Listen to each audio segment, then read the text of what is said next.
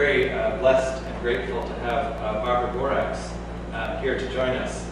Barbara has been the executive director of the Christian-Jewish Dialogue of Toronto for over 20 years. She's managed a wide variety of projects, including the meeting of the World Parliamentarians Convention on Tibet, Senate inquiries, conferences, and interfaith negotiations.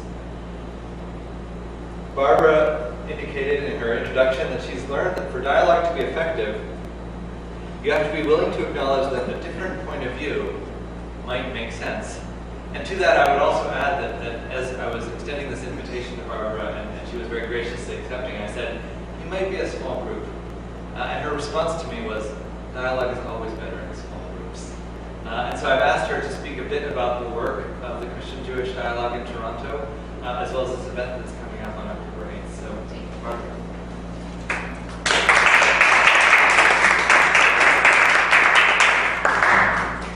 So, Reed mentioned to me numerous times that he would like me to talk about the work of Christian-Jewish Dialogue, and I will, I promise. But I actually want to start with letting you know, the students, why the work you do at Biden's Education in Britain are so important.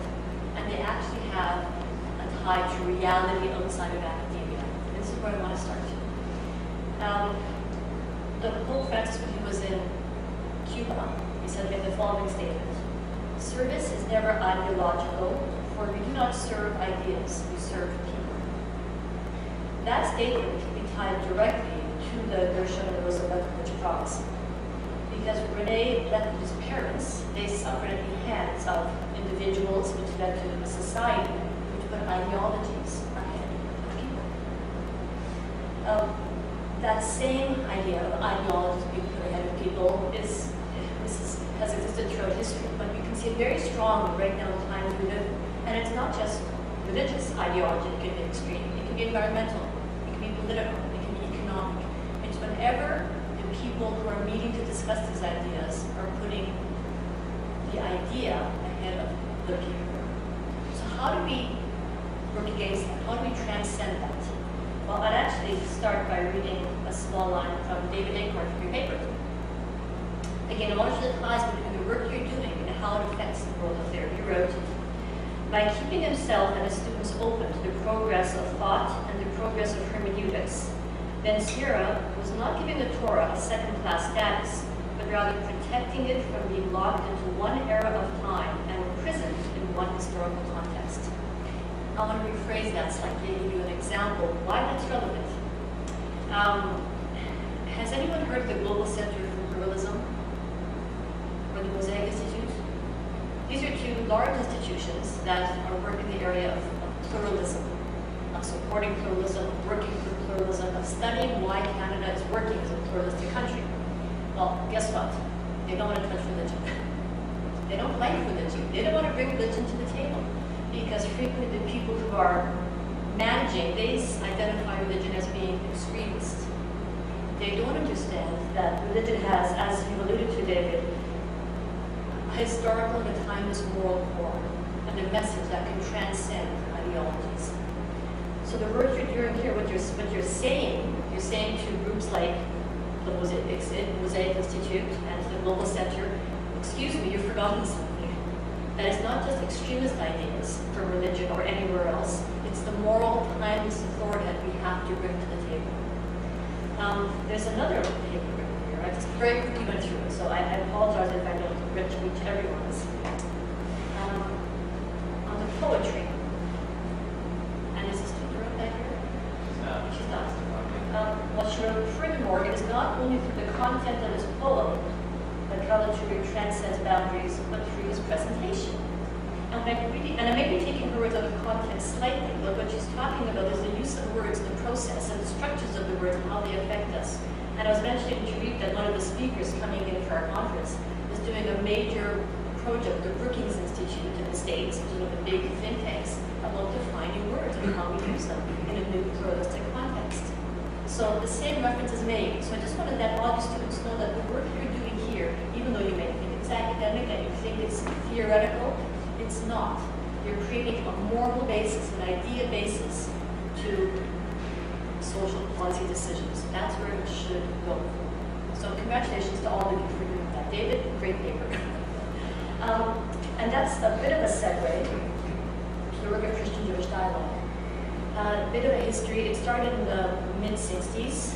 Two men. It was Roland de Cornay, who was an Anglican minister, and David Hart, who was Jewish, good friends. And Roland de Cornay invited David Hart to come to his church, which in those days was not done. So David Hart was flipping through a prayer book, and he read a prayer that was decidedly anti-Semitic. So he went to Roland and said, Roland, this is not on, this is not good. And Roland agreed, and they changed the prayer book. And that was the beginning of the Christian-Jewish dialogue. Most of the work were founded on grassroots dialogue. People meeting each other as people. Seders, Holocaust education programs, dinner for the Trump School of Theology students, frequently for Christians and Jews, and Muslims as well, and other faiths to come together and meet each other as human beings at a very grassroots level. We did that for many years. Then 10 years ago, we had the 40th anniversary of Osterplatte here at St. Mike's, and there we were part of that. At the end of that, we had Cardinal Castle there and the chief rabbi for Rome, Rabbi Husseini, who was from the synagogue where the popes are gone. And at the end of it, they said, you know, we all talk to each other, and we have to continue talking to each other, but shouldn't we be working more together? Which again, David alludes to your conclusion in your paper. So we decided, okay, let's start working together in a more public and social policy manner. And that's the development excuse me, of this conference coming up in 2 weeks. Can we bring the faith groups together, working with secular organizations to start affecting public policy? And it is very difficult to transcend the silos, not just the faith silos, but the professional silos, the academic silo, the legal silo, the business silo. Those silos, in my experience, the walls have become much thicker in the past 20 years. But I think for the first time, literally in the past few years, there's a recognition that these silos have to come down. So part of the work we try to do in the Christian-Jewish dialogue is not just grassroots work, but trying to negotiate, which is why in my introduction I used the word negotiation very specifically. And these are negotiations, because each culture, every silo, you communicate differently, you think differently. The culture affects what you say and how you say it, and you have to be able to understand the heart of these cultures in order to be able to negotiate with them. So that's what Christian-Jewish dialogue is about, people meeting each other as human beings and taking that experience as knowing each other as friends and building on it to try to affect a slightly, hopefully, better world. So thank you.